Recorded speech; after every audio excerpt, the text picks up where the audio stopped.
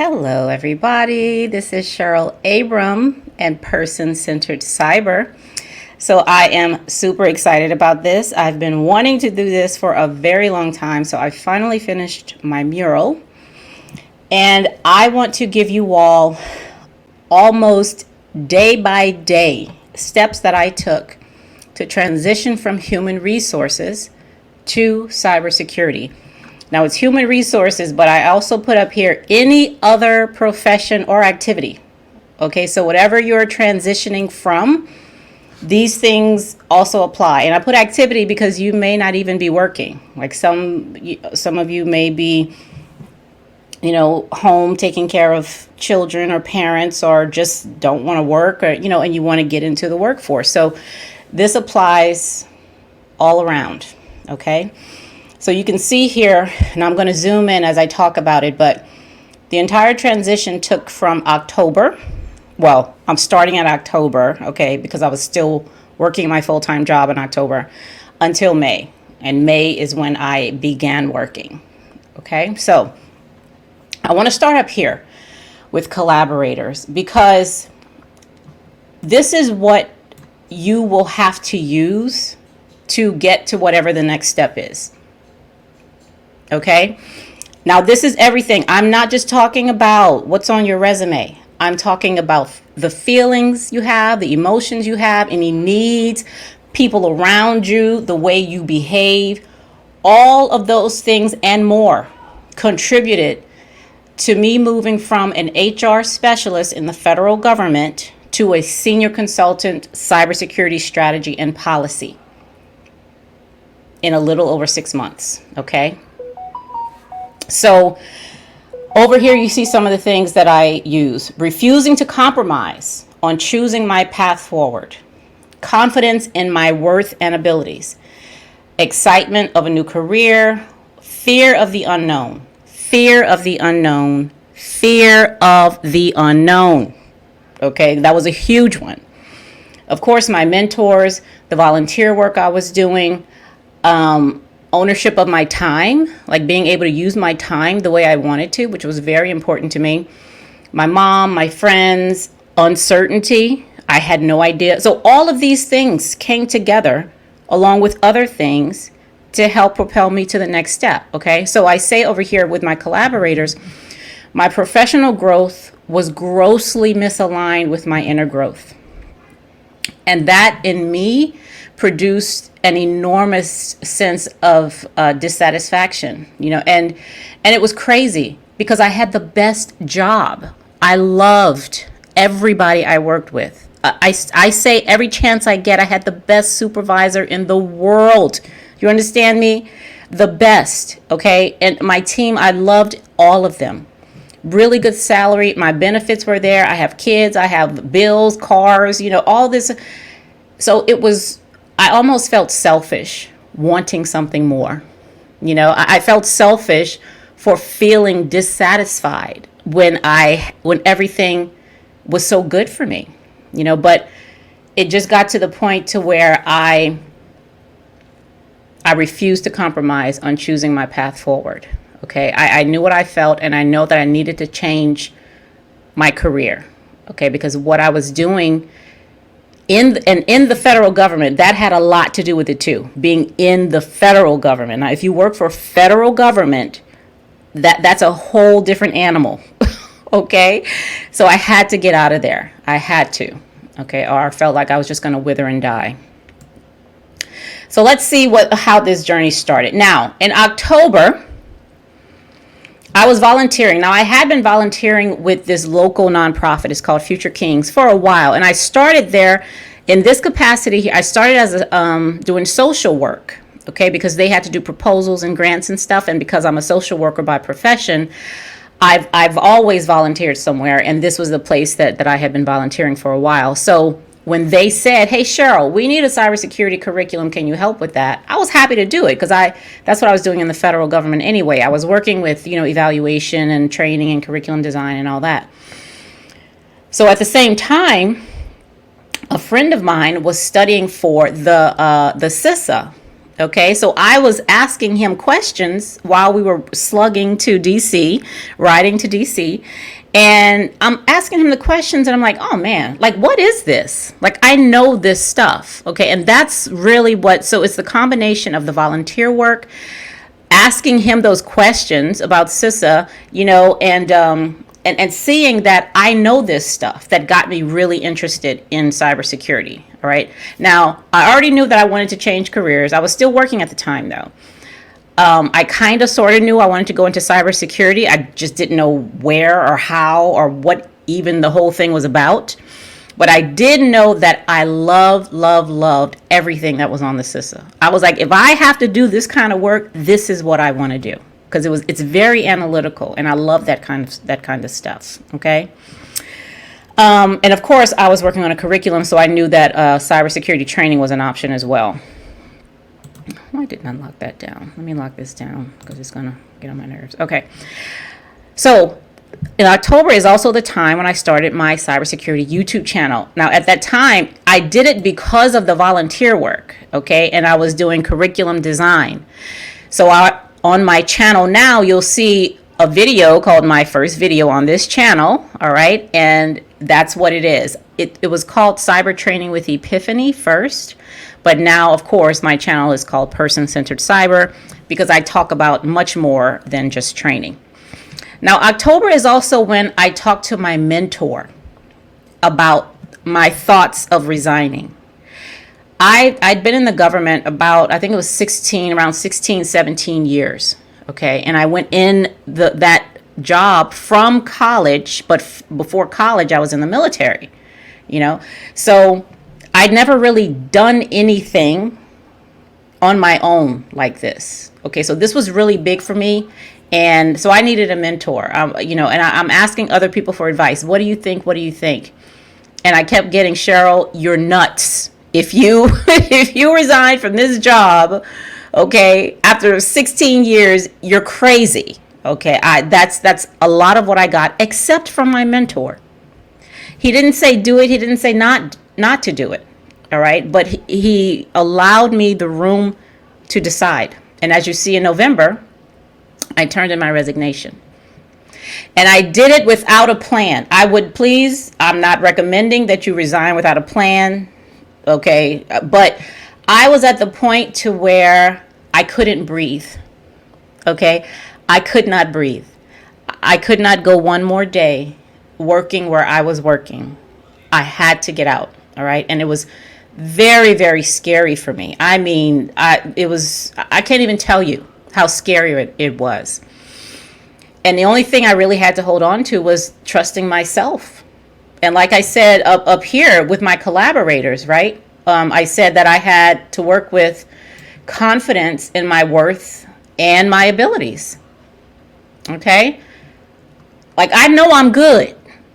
All right? So I had confidence in that. And I trusted myself to do what I needed to do to get to where I wanted to be. All right? So in November, I continued studying. I finally got a lot of sleep, didn't have to wake up early in the morning and all that. And, because up here, one of my collaborators was a small financial nest egg, I was able to just take time, okay, to think and to plan, because I didn't have one, okay? So to start creating a plan. Now, I talked to my mentor again because I had to admit to myself that I was terrified, but I was terrified because I had been working for so long. It was home, then it was the military, then it was school, then it was the federal government. So, and at this time I was like in my 30s. So for all those years, somebody had been telling me what to do. I knew what my standards were. They told me what my goals were. They told me when they were good. They told me when they weren't so good. They told me what I had to do to make them better. They told me what I needed to do to train. I had all that information already. Okay? Now I was about to put myself in a situation where I had to make those decisions. And I felt like I had never done that before. So I was scared. And I told him, I said, I'm scared. Like, I don't know what I'm doing. And, when you're transitioning to a new career, if you don't have a mentor, please get one. Okay. Okay. My mentor was so instrumental, in really just helping me to clear the fog. Okay. And I don't believe I would have been able to do what I did in the time that I did it if it weren't for my mentor. So I'm really recommending that you get one if you don't have one. Okay. Even if it's not for a career change, just to have a mentor, period. Okay. Just get one. So in December, well, one thing that my mentor told me was, Cheryl, one thing you're going to have to do is tell people that you're looking for a job. And I was like, huh?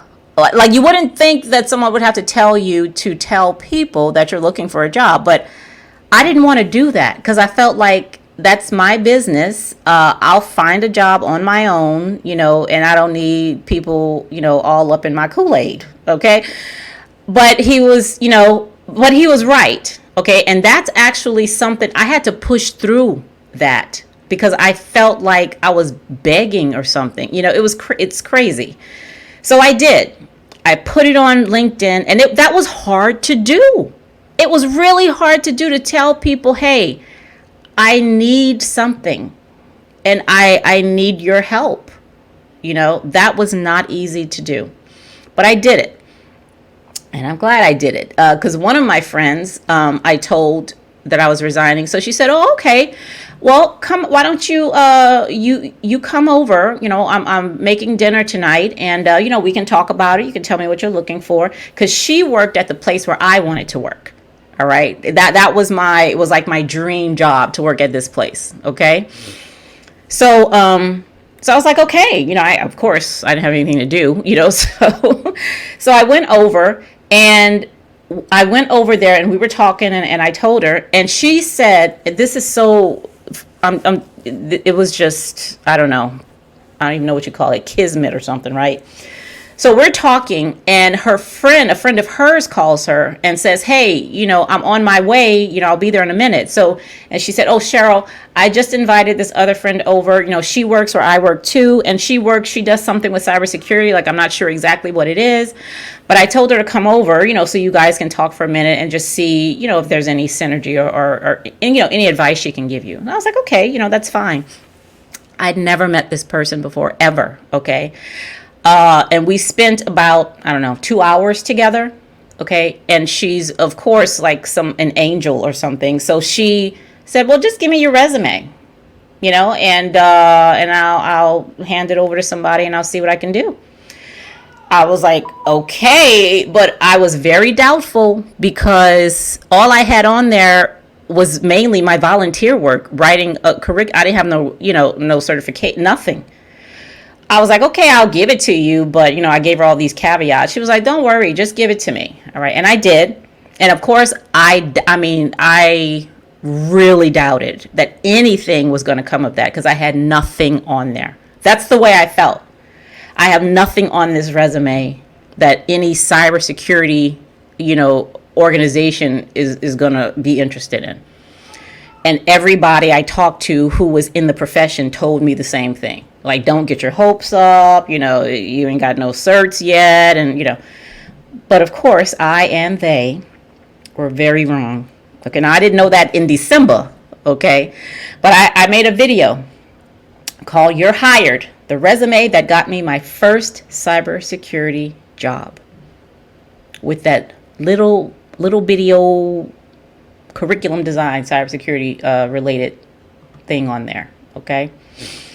So you can go look at that to get more details about what that resume looked like. Now in January, I was still volunteering, of course. I wasn't working.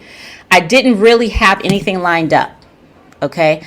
And like I said, there was really no cybersecurity experience on my resume. So I said, well, let me do something. So I got the easiest cert I could find, which was the Microsoft Security Fundamental Certification. That was so easy because, and I believe I used Udemy, however you say that, to study. The same questions on the Udemy study were on the actual, so this was a piece of cake, okay? It was a piece of cake. My memory is not the best, but it was good enough, okay, to memorize what those, answers were to those questions. So it was very easy, but I felt super accomplished. Here I am just coming out of HR, like 3 months ago, and I have my first certification. Even though my 6-year-old probably could have taken it, but it was an accomplishment for me. Now, I also took the CISA because I told you back in October I was studying for it, right? So I took that and failed, but that was the proudest fail I have ever experienced. I could not believe that I got a 700 on that thing. I couldn't believe, especially because when I looked at the PBQs, I almost hung it up right there. I almost walked out the room. So I was like, what the hell am I supposed to do with this? Okay. But I talk about that in my in the video in February. But here, I made a video called Confusing Cybersecurity Topics and How I Came to Understand Them. The way that cyber is taught is unnecessarily difficult. Okay. So part of what I do on my channel is to make it easy, which is what it is in the first place. Okay. What we do is we make it difficult when it's already easy to understand. So, that's just one of the videos that I have in there about that. Now, in February, I took the CISA again and I passed. Woo-woo. Very, very excited. So I made a video called How to Pass the CISA. And in that very same month, the management firm called me for an interview. Of course, I was shocked and excited. And I'm telling you, I thought somebody was playing a joke on me or something, And I'm thinking with that resume, I'm like, she must have, dressed up that resume or put something, because I still couldn't believe that they would even give it a second glance, with no certs or anything on there. So I interviewed for the job, and because of what I was doing in my volunteer work, creating that curriculum. Now, I'm not just, looking for stuff on Google and putting it, curating content. I'm actually, the SME that I was working with was showing me how to do things in Linux. We created a blockchain, like we did a whole bunch of stuff, and it was fun and it was, interesting. So I was able to really, shine in that interview because of the work I was doing creating that curriculum. So I'm really grateful for that.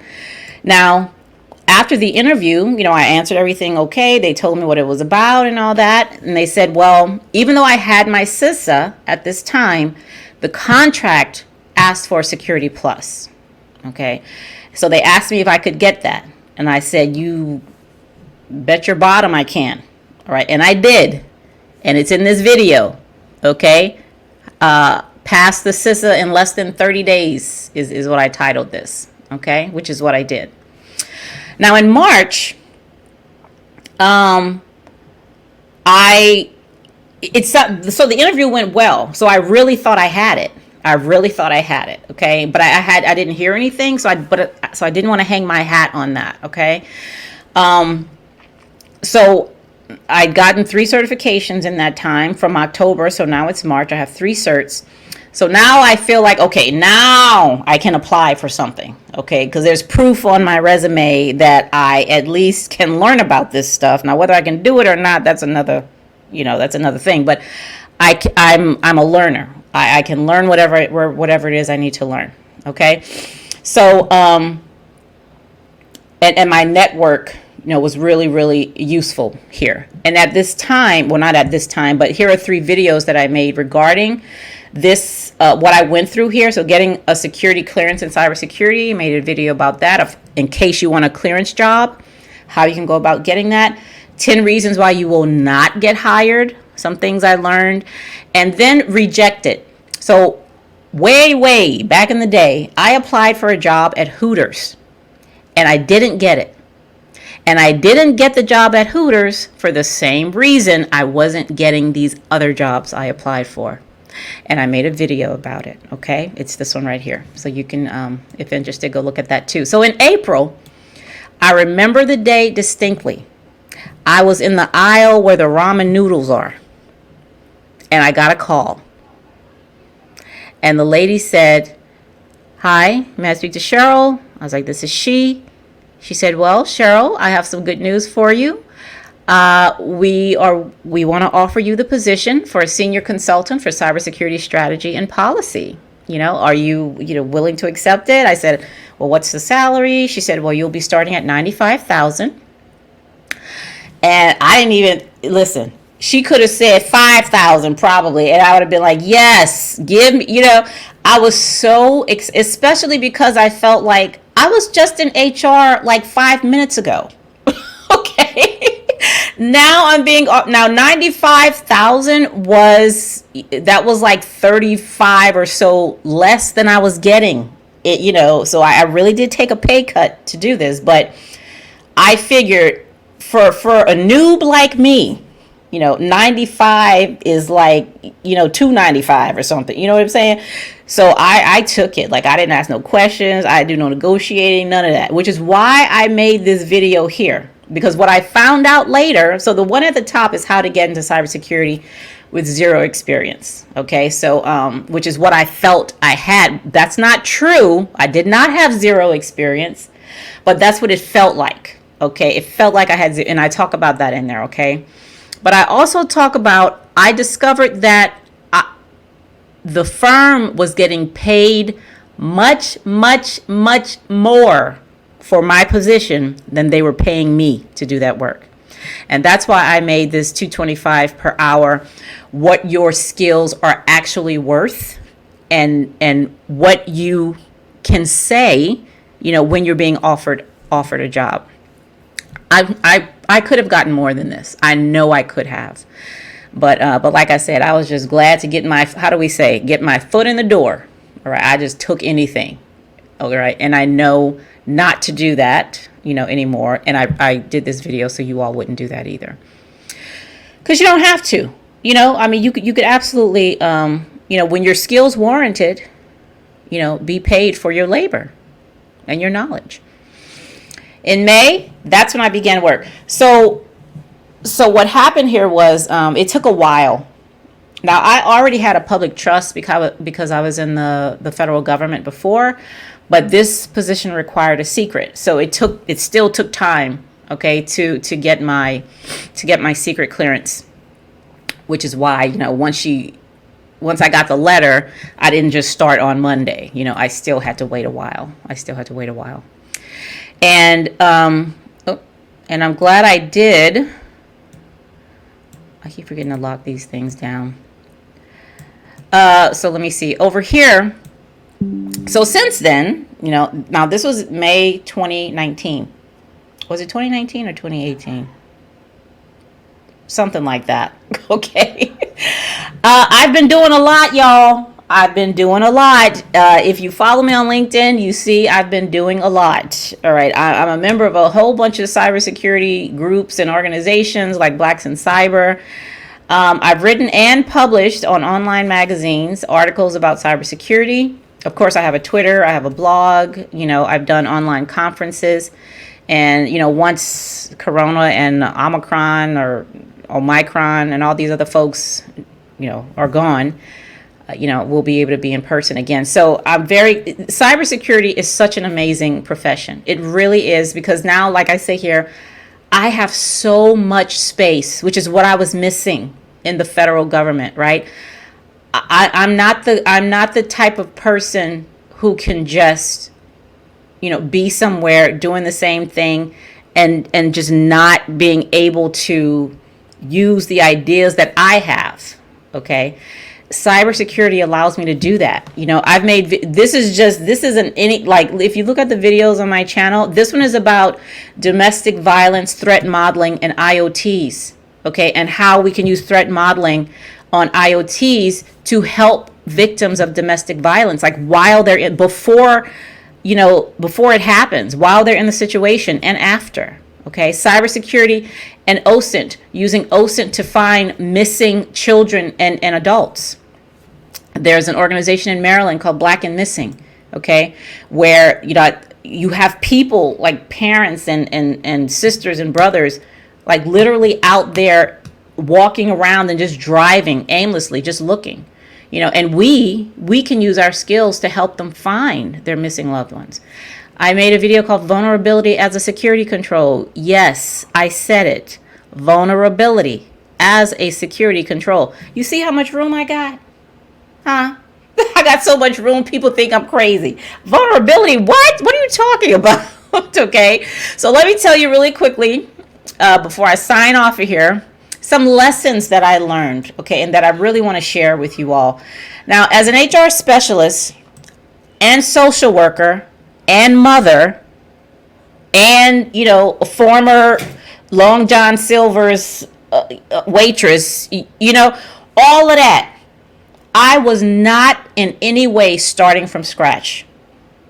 Okay, I had a whole bunch of experience, a lot. And in IT, I've been using computers for years. For years. I knew a lot of the terms, a lot of the networking terms, all that. I knew that. I just didn't call it that. I use layman's terms to refer to the things I did on the computer. I was not starting from scratch. I did not know about the NICE cybersecurity framework, and I wish I had, because that would have saved me a lot of time. A lot of heartache thinking that, oh my God, I don't have a certification, so I there's nothing I can do. I told somebody, listen, if you've been ironing clothes for the last 15 years and that's it, you have something to give. You have experience, and you will find it in the NICE cybersecurity framework, I guarantee. Okay, so look at that. Look at that with what you already have. All right. These folks telling you need a cert, you got to get the network. Tune that out, please. Tune it out, because it's not true. Every entry into cybersecurity does not have to start in the same way. It does not have to start in the same way.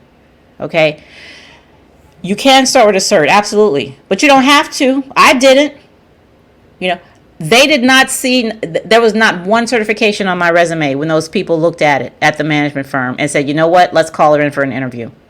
Okay. They saw everything except a certification. So don't believe that. Volunteer work works just as well, apparently, and other types of things. All right. So it's the volunteer experience, the project management that was on my resume, my policy experience, my training experience, and all that other stuff that I talk about in the resume that got me my first cybersecurity job, that got me the job.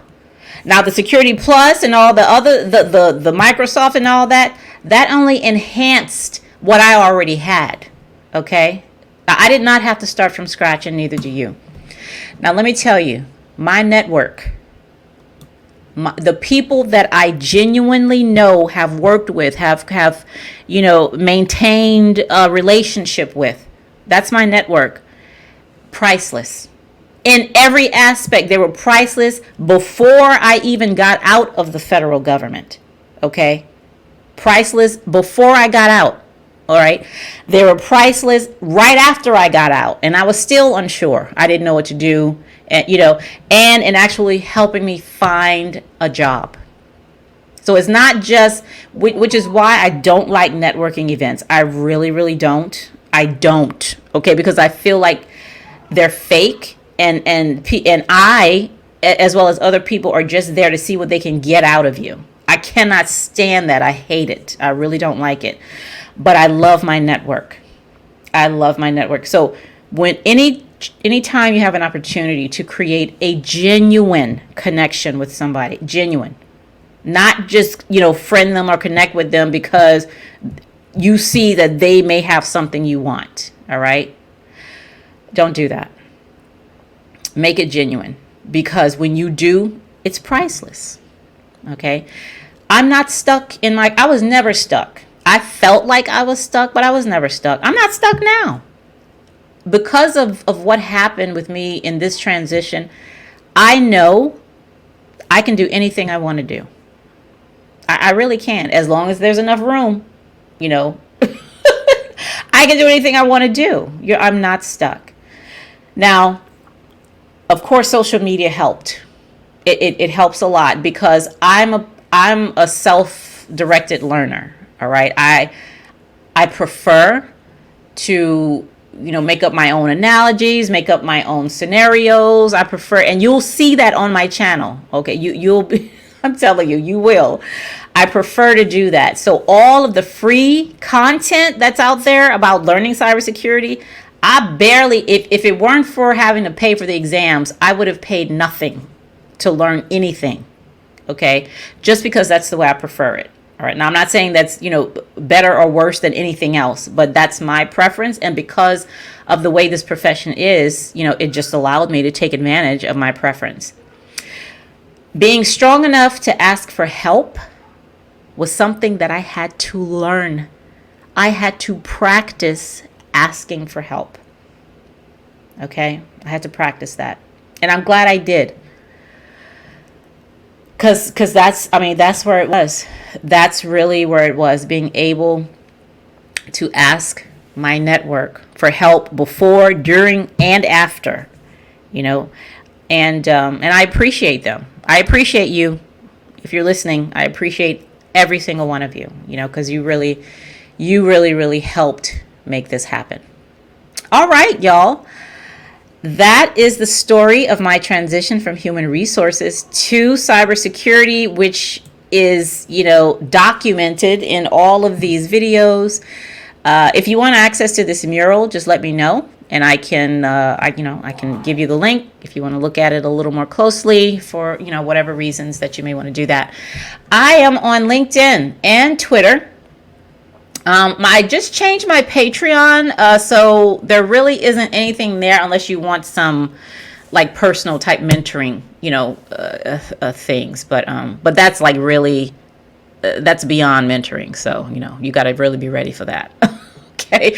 But you can subscribe to my YouTube channel, Person Centered Cyber, if you want a friend in cybersecurity and really new and fun and interesting, cybersecurity ideas and practices. So thanks so much for listening, y'all. And I will see you back here next time. Have a good night.